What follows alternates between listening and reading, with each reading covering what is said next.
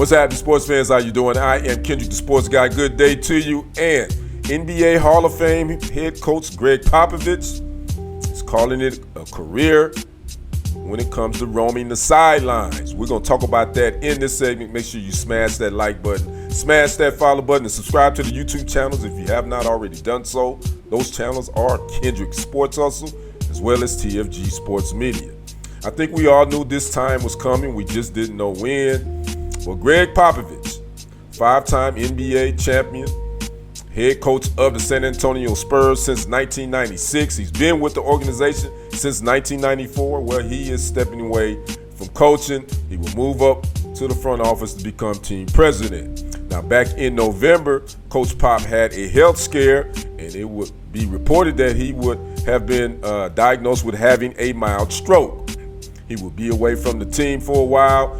Then he would, a couple of weeks ago, go out for dinner and would have another health scare where he was rushed to the hospital, but he would later recover. So again, the 76-year-old Hall of Fame head coach is calling it a career on the sideline, but again, will be the Spurs team president.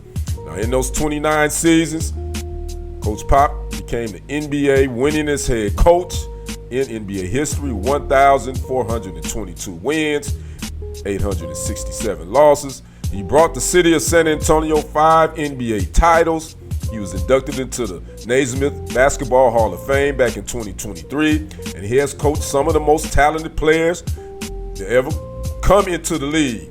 David Robinson, the Admiral, Tim Duncan, Manu Ginobili, Tony Parker, Kawhi Leonard, Mario Ealy, even Sean Elliott for a brief second. Even I don't think Dominique Wilkins. I think Dominique Wilkins was under Bob Hill.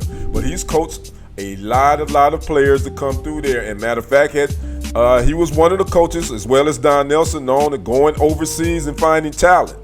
That's where he would find Manu Ginobili again, Tony Parker, Victor Wembanyama, who was the #1 draft pick last season. And now here we are.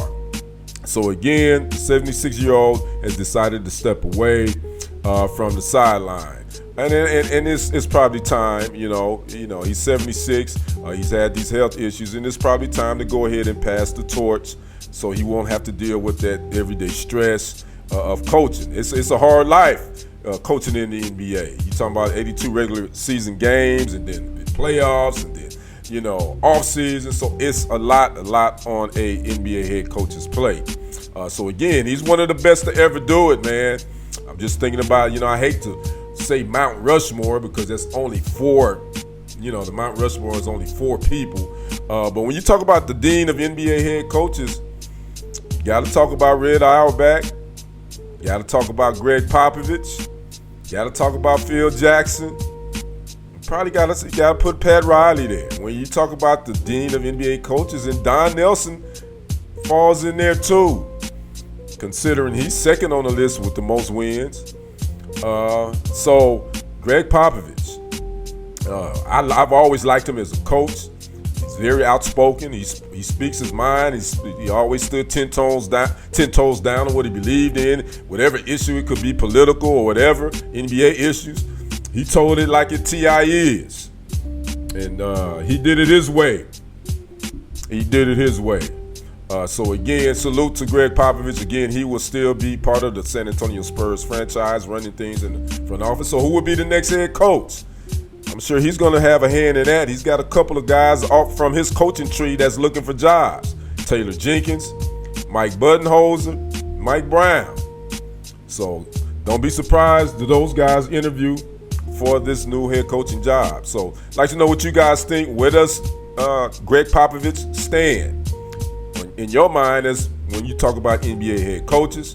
Talk to me in the comments. I'm Kendrick, the sports guy. We will see you on the other side and on the next report. I am out. Peace.